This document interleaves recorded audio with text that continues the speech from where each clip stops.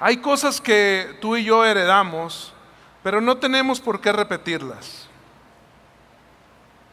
El día de hoy tú y yo estamos viviendo no menos que la consecuencia de nuestras decisiones de ayer. Si queremos nosotros cambiar el futuro, tenemos que actuar hoy. Hay historias que se escribieron antes de que tú nacieras, pero no tienen por qué ser tu final. Quizá algunos cargan con el peso del apellido, el peso de la historia, el peso de tu papá, de tu abuelo, el peso de generaciones violentas, fraudulentas. Pero hoy Dios dice, tú puedes ser la excepción que cambie la historia para tu familia. Hoy Dios quiere decirnos que no tenemos por qué repetir lo que nos rompió, pero podemos romper hoy con lo que se está buscando repetir en nuestros hijos. Hoy podemos tomar decisiones claras y contundentes que nos acerquen cada vez más a dejar un legado que pueda bendecir nuestras próximas generaciones. Creo que la palabra nos enseña de hombres y mujeres que fueron impactados gracias a las decisiones que sus padres tomaron. Hoy quiero decirte que yo soy impactado gracias a un hombre y a una mujer que cargaron con el precio del evangelio, el precio de tomar buenas decisiones, el precio de no hacer lo que todos decían, sino de hacer lo que Dios habló a sus corazones. Y hoy te quiero hablar de esto, del peso de lo que Dios tiene para nosotros. Y quisiera que para esto me acompañaras al libro de Números capítulo 26. Vamos a leer el versículo 9 y el versículo 11. Y los hijos de Eliab, Nemuel, Datán, Abiram, estos son Datán y el Abiram, dice, que fueron escogidos por la congregación y que contendieron contra Moisés y contra Aarón con el grupo de Coré. Contendieron contra el Señor. Versículo 11, está hablando de esta familia de levitas, la familia de Coré. Dice, aunque los hijos de Coré no murieron. Quiero explicarte algo que está sucediendo aquí. El pueblo de Israel, una vez que tuvo más de 400 años de esclavitud, salió al éxodo, salió a una tierra donde fluía leche y miel. Y ellos estaban gobernados por un hombre, un patriarca llamado Moisés. La palabra nos enseña que ellos entraron en este proyecto llamado el desierto. El desierto representa algo por el cual todos vamos a pasar en algún momento de nuestras vidas. ¿Por qué? Porque el desierto nos prueba, el desierto nos forma. Y el desierto tiene una habilidad que pocas cosas tienen. El desierto tiene la habilidad de revelar lo que hay en nuestros corazones. Ahora bien, en el libro de los Números hay 2 censos. Estos 2 censos representaban la gente que había salido de Egipto y que iban hacia la tierra prometida. El primer censo viene en el capítulo 1 de Números. Pero el segundo censo viene en el capítulo número 26, que es el que ahorita estamos leyendo.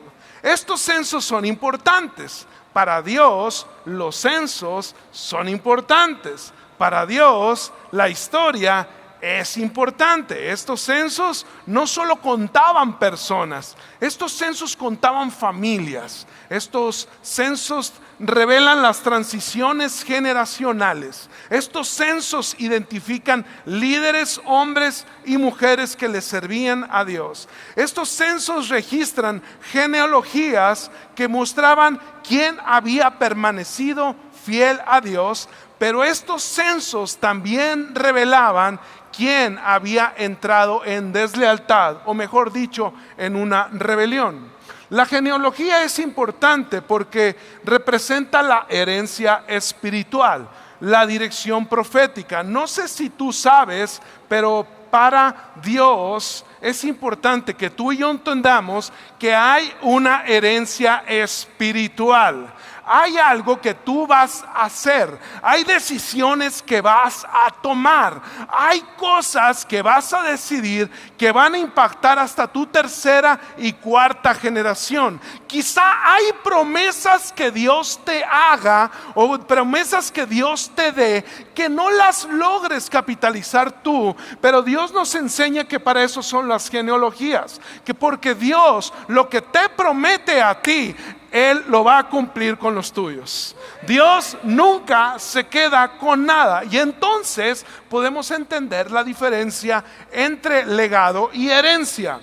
Herencia es lo que tú almacenas para dejar a tus hijos, pero legado son las decisiones que tú tomas que forman el corazón de los tuyos. Nosotros podemos enseñar lo que sabemos, pero solamente podemos multiplicar lo que somos. Y estos censos revelan eso, revelan lo que había en el corazón del pueblo de Israel. Y en medio de nombres, números, tribus, Dios nos enseña que cada historia cuenta. Dios nos enseña que cada apellido importa, que cada decisión deja huella. Dile que está a tu lado, tu apellido importa.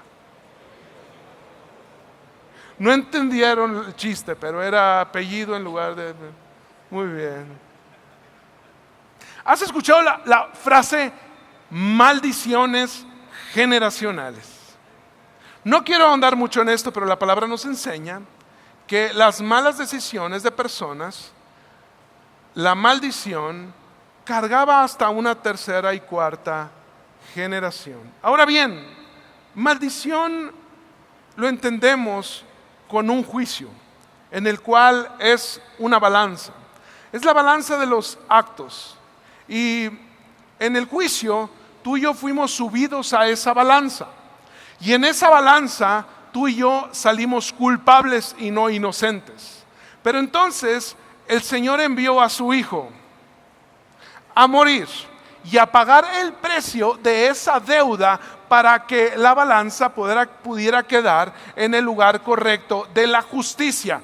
Y se llama redención, o mejor dicho, la justicia de Dios. Es decir, nuestra salvación rompe toda maldición. Y si alguien ha aceptado al Señor en su corazón, créeme que puedes vivir fuera, lejos de toda maldición, porque la maldición fue pagada en la cruz del Calvario. Gracias al sacrificio de Jesucristo, tú y yo podemos vivir libres de toda maldición. Y hoy quiero decirte, no importa lo que hayan hecho tus padres, no importa lo que hayan hecho tu madre, no importa lo que hayan hecho antes de ti, en ti se rompe toda maldición generacional en el nombre de Cristo Jesús. Amén. No hay nada que tú y yo podamos hacer para romper esa maldición. Simplemente creer en la sangre del Cordero de Dios, que es suficiente para que tú y yo seamos libres de toda maldición.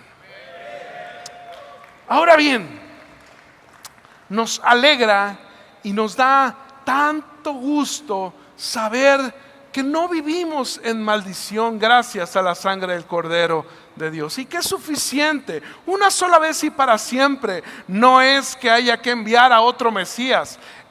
Nuestro Mesías, el Salvador, su sangre es suficiente para matar, quebrar toda maldición generacional. Así que hoy podemos decir que la salvación nos da el poder en nuestras declaraciones para que la maldición nos haga lo que el viento a Juárez.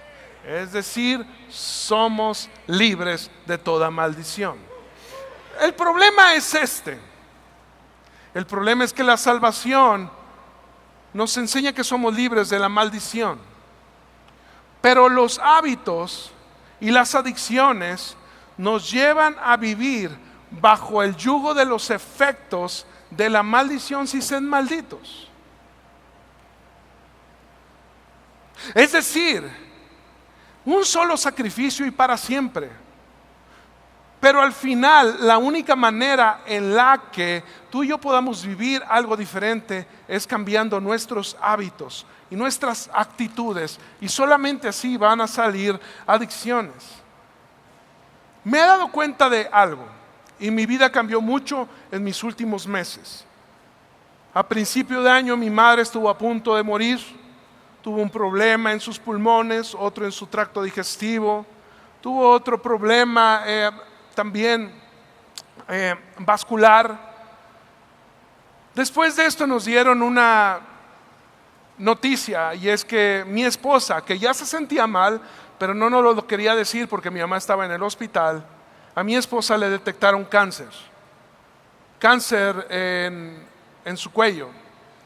Y al hacerle los estudios había que sacar los tumores pronto. Eran 2 tumores, uno de 4 centímetros y otro de 2 centímetros. Había metástasis en las glándulas centrales y en su tiroides. Hubo que quitarle tiroides, glándulas centrales. El problema es que nosotros creemos en el poder de Dios, pero no entendíamos cómo platicarle a mi hijo, que tiene 9 años, y a mi hija, miren, mi hija tiene 14, pero ya a estas alturas del partido, Google y ChatGPT nos juegan una mala pasada y ellos están mucho más enterados de lo que nos imaginamos de muchas cosas. Pero nuestro problema era mi hijo, ¿cómo íbamos a decirle? Y entonces tuvimos algunas conversaciones con ellos, porque después de operar a mi esposa teníamos que comenzar con las radiaciones. Íbamos a tener que separar a Osmara de mis hijos, me iba a tener que apartar unos días de la casa yo también. Y de verdad que este momento cambió mi vida por completo, porque yo me di cuenta de cómo hay actitudes de fe que sin querer hemos tenido y que tanto Osmara como yo han afectado positivamente a mis hijos. Matías simplemente dijo: ¿y no creen ustedes que podamos orar? Simplemente entender que aunque él no sabía la dimensión de lo que estábamos hablando, para él hay cosas que no le hemos enseñado, simplemente le han nacido de su corazón. Así hay cosas que tú y yo tomamos también negativamente, que ellos comienzan a multiplicar en sus hábitos sin darnos cuenta. Los hábitos se filtran en lo profundo de la familiaridad. Y la palabra nos menciona de una familia. La palabra nos menciona de la familia de Coré. Ellos se rebelaron. Y aquí tenemos a una familia que es una familia escogida por Dios para algo muy específico. Es una familia que fue escogida por Dios para cargar con la adoración de el ritual o de todo lo que se hacía dentro del tabernáculo de reunión. Quiero darte una pincelada de esto, pero si quieres saber más de lo que voy a hablar, puedes meterte a la escuela de ministerio que está en tu iglesia. Todas sus iglesias tienen escuela de ministerio, y en el libro Entrando a su presencia viene profundo lo que hoy les voy a enseñar. El tabernáculo de reunión tenía 3 grandes lugares: los atrios, lugar santo, lugar santísimo. Donde el lugar santísimo, el lugar más pequeño donde entraba una persona; a los atrios, algunos cuantos sacerdotes. Pero el trabajo que se elaboraba desde los atrios era un trabajo muy fuerte. Se dice, los historiadores nos comentan, que en el tabernáculo de reunión trabajaban alrededor de 2,000 familias arduamente. Es decir, era demasiado el trabajo que había que hacer. Y había uno que era la familia de Coré. Junto con 250 familias, ellos tenían algo específico que hacer, y es que ellos eran levitas. Los levitas eran los encargados de los sacrificios de honra y adoración, de los holocaustos y del proceso de la purificación. Ahora bien, ellos, cuando entendemos levitas y adoración, nos imaginamos canciones, nos imaginamos himnos. Nos imaginamos, no sé, que a lo mejor ellos estaban cantando: mi corazón entona la canción, cuán grande es Él. Y en eso comenzaban a entrar los sacerdotes y hacían. Pero no era nada más cantar, sino era mucho más que eso. Ellos tenían que cargar con el peso de el sacrificio. ¿Cómo era esto? Habían unos animales, había mucho derramamiento de sangre de animales. Y este trabajo era fuerte. Los utensilios eran de bronce, los utensilios eran de oro, era algo muy, muy pesado. Y ellos tenían que estar antes de que estuvieran ahí los sacerdotes para preparar los animalitos, para preparar y limpiar todas las áreas, preparar todas las áreas de oro, de bronce, cargarlo. Pero una vez que entraban los sacerdotes, ellos entraban con los animales cargando, eran demasiado pesados. La sangre comenzaba a llenarlos a ellos, ensuciarlos. Ellos después de que todo sucedía, el proceso de restauración, o el proceso que ofrecía perdón de los pecados para todas las 12 tribus, que era algo precioso, porque entraba el sumo sacerdote con una campanita en su pierna, y entonces entraba hasta el lugar santísimo, intercedía, pues después de todo este proceso que les cuento, intercedía por los pecados del pueblo. Y entonces, si se dejaba de escuchar esa campanita, quería decir que el sumo sacerdote no había sido suficientemente purificado. Él moría ahí, había que sacarlo y había que meter otro y comenzar de nuevo todo el proceso, y así una y otra vez, hasta que el sumo sacerdote, salía con sus manos levantadas diciendo: Dios ha perdonado al pueblo de Israel. Y entonces había fiesta. Eso era una cosa impresionante. El tabernáculo de reunión era una luz, un faro para todo alrededor. La gente felicitaba a las familias sacerdotales. El sumo sacerdote salía cargado. ¿Por qué? Porque él había sido la persona que Dios había elegido para interceder por los pecados del pueblo. Pero había una familia que no disfrutaba de esta fiesta. Esta familia era la familia de Coré. Ahora bien, mientras que los sacerdotes estaban siendo festejados, la familia de Coré, junto con las 250 familias que servían, tenían que quedarse a limpiar todo. Ellos tenían que quedarse en ese lugar a cargar con el peso de la adoración, a cargar con el peso del servicio. Y el líder, Coré, se levanta y comienza a reclamarle a Moisés. Y aquí comienza esta historia. Números 16:9. Comienzan a haber una discusión y dice: ¿os parece poco que Dios, el Dios de Israel, os haya separado del resto de la comunidad para que estéis cerca de Él, que ministréis en el santuario del Señor, que os distingáis como servidores de la comunidad? Dice el versículo 10: Dios mismo os ha puesto a su lado, a ti y a todos los levitas, que ahora queréis también el sacerdocio. Y es que Coré estaba diciendo: yo me llevo junto con los míos toda la chamba y tú disfrutas de toda la fiesta. Cuando hay problemas me desamarras para que yo mate animales, pero cuando hay fiesta estoy amarrado a un servicio que no puedo disfrutar de esta fiesta. Y ahora Coré y los suyos están discutiendo porque ellos quieren un lugar que Dios no les había dado. Ahora bien, Coré no era un sacerdote, pero tenía un lugar privilegiado de adoración dentro de la casa del Señor. Hay resentimiento porque él quiere un lugar que Dios no le ha dado. Hay mucha frustración en su corazón porque él quiere un lugar que Dios no le ha dado, y él tiene todas las tablas a su parecer para hacer el trabajo de Aarón o de Moisés, que quizás no lo están haciendo bien, y él está comenzando a discutir. Él está intoxicado, teniendo conversaciones complicadas con la gente, intoxicando todo su entorno. Y la palabra habla de uno de los juicios más severos que han existido en la Biblia. Dice la palabra que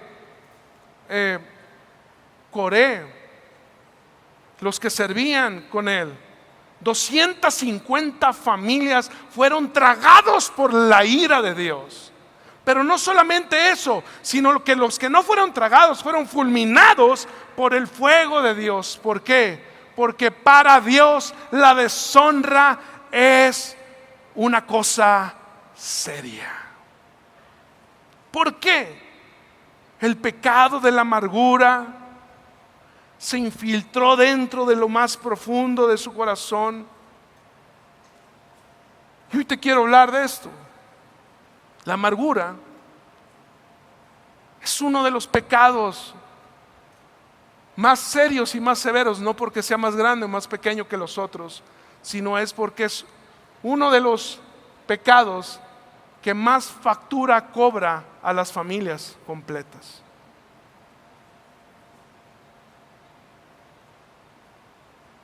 Cuando me puse a investigar sobre esto, me atoré con algunas cosas, porque me di cuenta que Coré y todos los que servían con él, 250 familias murieron en ese momento.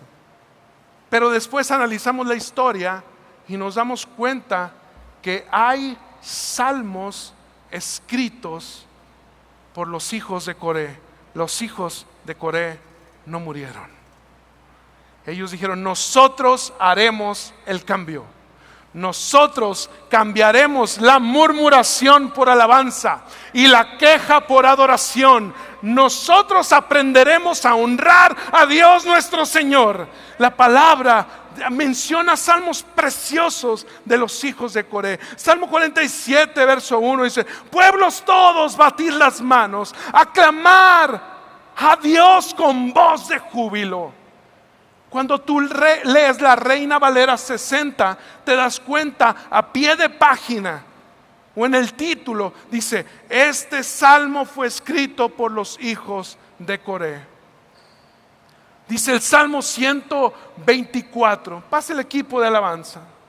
El Salmo 124, 1 y 2. Si el Señor no hubiera estado a nuestro favor, diga ahora Israel. Si el Señor no hubiera estado a nuestro favor cuando los hombres se levantaron con nosotros. Ellos están llevando en alabanza este servicio y ellos están haciendo una dinámica más o menos así. Están diciendo ellos: si Dios no hubiera estado de nuestro favor, y la gente decía del otro lado que estuvo de nuestra parte, y ellos volvían a decir: si no hubiera estado el Señor a nuestro favor, y la gente de Israel decía que estuvo de nuestra parte, y ellos volvían a decir: si no hubiera sido por el favor de nuestro Señor. Y el pueblo de Israel decía que estuvo de nuestra parte, porque ellos tenían muy claro algo: que la honra tiene un peso, pero es un privilegio cargar el peso de la honra. Hay un libro que me enseñó sobre este tema del pastor Robert, El peso de la honra, donde habla y lo menciona como el cabot, y habla que la honra es algo que cae con un peso, y a veces no entendemos cómo es esto. ¿Qué tan importantes son las palabras de tu esposa para tu vida? ¿Qué tan importante? Porque tú no puedes decir que honras algo o a alguien que no estás dispuesto a darle peso a sus palabras en tu corazón. La honra indiscutiblemente será un peso, pero la honra es lo que nos ayuda a que ese peso no sea una carga para nosotros, sino que sea un privilegio para nosotros. La honra a nuestros hijos, a nuestra familia, es lo que permite que no sea un peso cargar con lo que tenemos que hacer en nuestra casa, sino que sea un privilegio dar la vida por ellos. La honra es lo que nos ayuda a que el servicio a Dios no sea un peso para nosotros, sino que sea un privilegio. ¿Por qué? Porque la honra es lo que nos ayuda a mantener la pasión viva en nuestro corazón. Todo ser humano tiene la necesidad de ser parte de algo más grande que sí mismo. La sociedad nos enseña que nosotros somos los importantes. Pero Dios nos enseña algo completamente diferente, que nosotros no estamos aquí para servirnos a nosotros mismos, sino que estamos aquí para servirle a los demás. Es decir, que el único motivo por el cual tú y yo estamos vivos el día de hoy en esta sala es porque Dios aún no ha terminado de bendecir nuestro entorno por medio de nuestro corazón y nuestras manos. A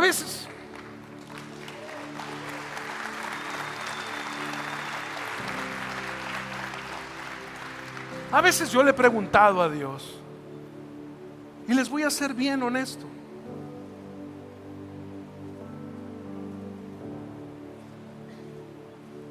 Yo no soy mi papá.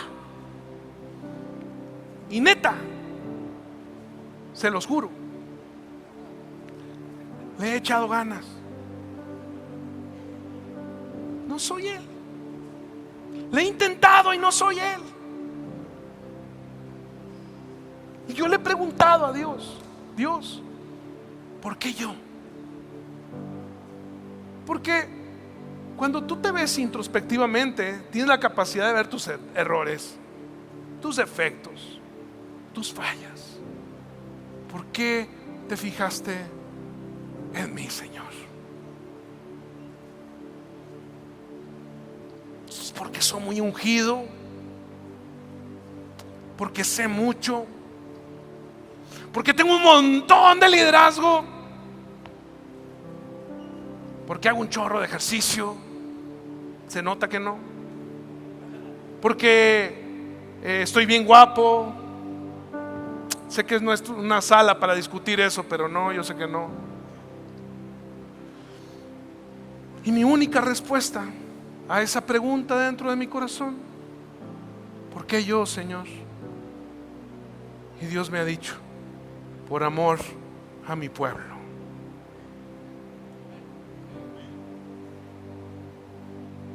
Así que, ¿por qué tú? Porque Dios ama tanto a tus hijos. Dios ama tanto a tu esposa,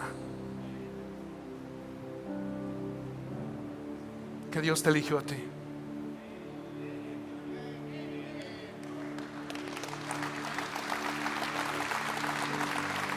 Y a veces parece como una conversación que tenemos con Dios. Dios, pero aquí nadie me ayuda. Aquí yo parece que traigo la mochila completa y todavía llego a la casa y me regañan porque llego tarde.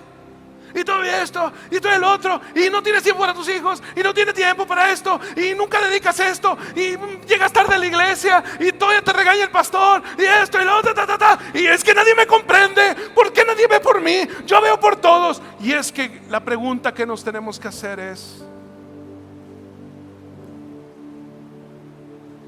¿con qué honra estoy haciendo lo que hago?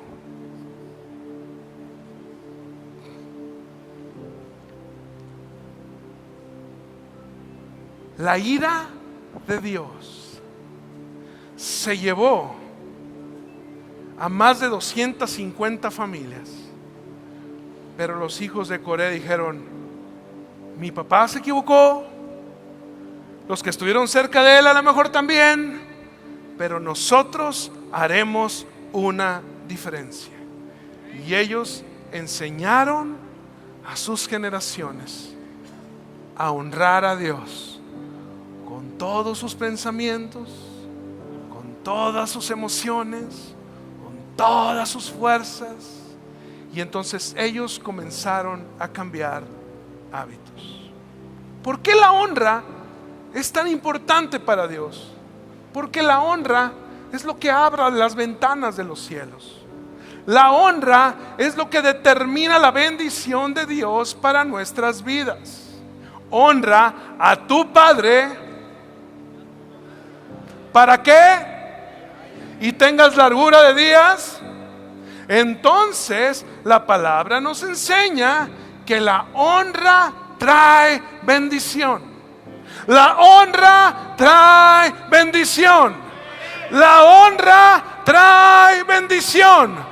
No hay un solo momento que tú no decidas honrar tu matrimonio, que Dios no bendiga tu matrimonio.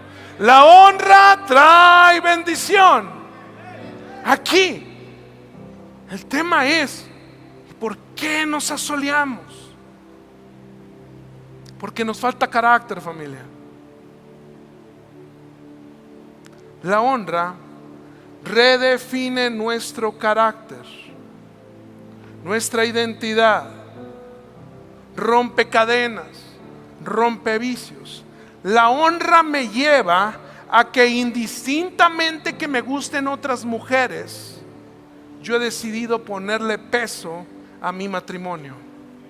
La honra me lleva a que, aunque pudieras luchar con cosas en tu vida, la honra te lleva a verte como un hombre de Dios, aunque luches probablemente con pensamientos diferentes.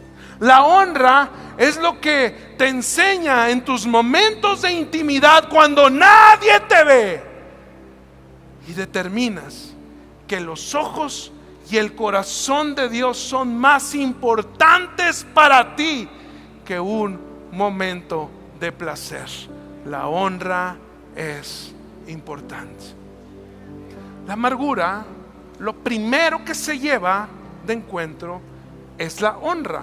Por eso la amargura es tan delicada. 4 pasos prácticos para que tú puedas recuperar la honra. Número 1, reconócelo. Reconoce que te ha faltado honrar a Dios. Reconoce que hay cosas que no están como deberían de estar. ¿Por qué? Porque lo que no se reconoce no se puede cambiar. Si yo quiero que haya cambios en mi vida, primero tenemos que reconocerlo. Ahora, delante de Dios, número 1, y qué increíble sería que lo puedas reconocer delante de tu esposa y de tus hijos, porque eso no solamente romperá el yugo del vicio o de los hábitos contigo, sino comenzará a hacer el trabajo también en los tuyos. Número 1, reconócelo. Número 2, arrepiéntete. Pídele perdón a Dios. Dile: Señor, quebrántame. Señor, me rindo ante ti. Yo le hago muchas preguntas a Dios: ¿por qué la gente levanta sus manos? Dios un día me dio una revelación a mí, porque yo quiero una explicación un poquito más profunda, que es pues porque todos le hacen, o porque así le hace la iglesia. No, entonces el Señor me enseñó que cuando alguien es asaltado, levanta sus manos en señal de rendición. Pero también que cuando alguien tiene miedo, un chiquito tiene miedo, voltea con su padre y levanta sus manos. Es una señal de apego y rendición a Dios. Y esa señal de apego y rendición trae arrepentimiento en nuestro corazón, trae quebranto a nuestro corazón. Número 3, cambia tu queja por alabanza. Cambia tu queja por alabanza. ¿Qué tal si en lugar de quejarnos de todo, que si esto está bien, que si no, que si el presidente, que si no, que si el pastor, que si está bien, que si no, que si ¿qué tal si la cambiamos por alabanza? Que nuestras conversaciones de la mesa, de la sala de nuestra casa, comienzan a ser conversaciones de honra a Dios, de honra a las personas. Número 4, sirve a Dios y a tu familia. Mejor dicho, sirve a Dios sirviendo a tu familia.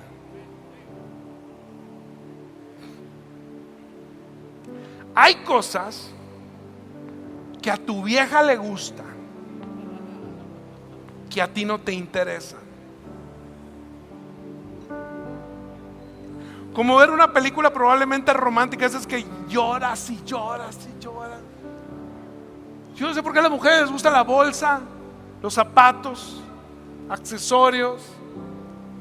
Entonces hay que saber que cuando tú haces un acto de honra a tu esposa, estás honrando a Dios. Porque estás honrando lo que Dios honra.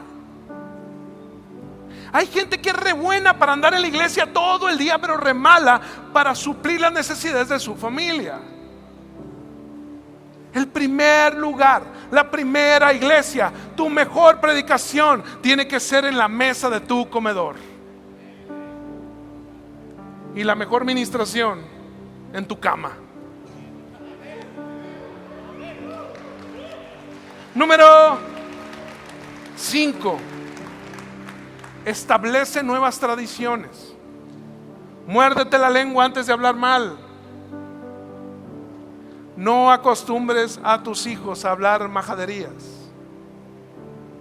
No acostumbres a tus hijos manotear para que la gente te escuche. Tú no tienes que manotear para mostrar tu liderazgo. Tú no tienes que gritar en tu casa para mostrar tu liderazgo. Jesús ha sido el mejor líder de la historia y Él nos explica cómo ser mansos y humildes de corazón para encontrar el reposo en nuestra alma. Establece nuevos hábitos. Yo te quiero dar un hábito bien sencillo. Orar por los alimentos. Orar a principio del día. No tienes idea lo que podría representar para tu hija una oración que puedas hacer junto con ella y que la abrace, que le diga: hija, eres hermosa, te amo. Porque la hija está buscando que alguien le dé halagos afuera, porque su padre no le da halagos. Tu hijo necesita que tú le des una palmada en su espalda y que le digas: hijo, te amo, eres especial en mi corazón. Que tu hijo necesita sentir tu aprobación. ¿Qué le estás sobando el ego? ¿Qué ego ni qué 8 cuartos? Dile a tu esposa: eres hermosa, mi amor, eres preciosa. Que estoy sobando el ego. Tú lo que estás haciendo es que le estás diciendo a tu esposa lo que Dios ve de ella. Y el motivo por el cual Dios te tiene con ella es para eso, para que la chules.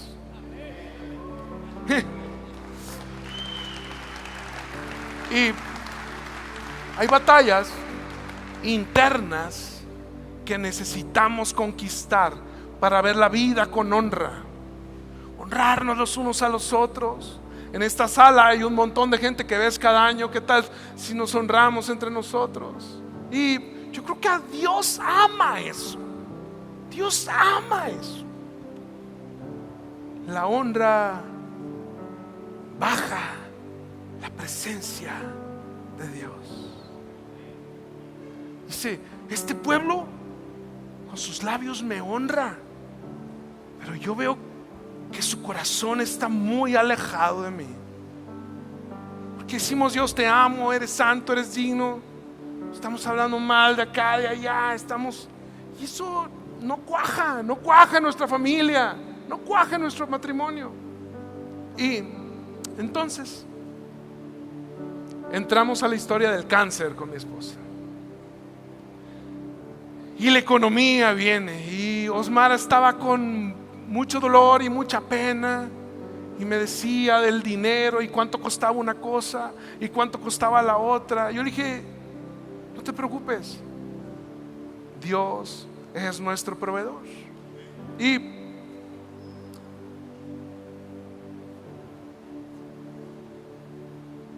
quiero decirte algo.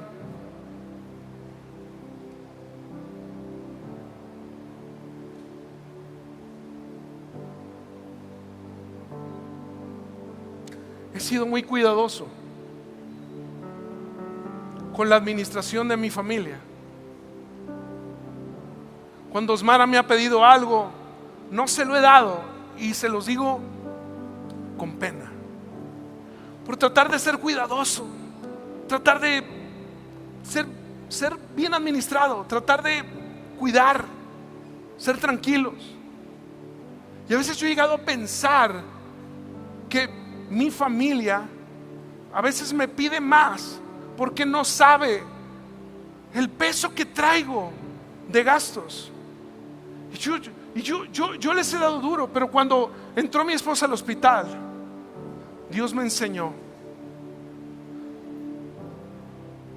a honrar a mi esposa.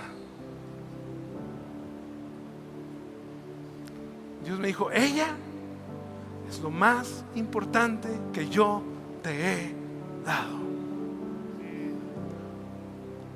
Y lo que yo no gasté en bolsas y en eso nos los llevamos en las radiaciones. Pero te digo que cuando fui, pasé el tarjetazo, dije: vale la pena, porque no es una carga, porque honro a mi esposa. Dios nos enseña. Y quiero dejarte una tarea. ¿Qué tal si me lo permiten? Los honro.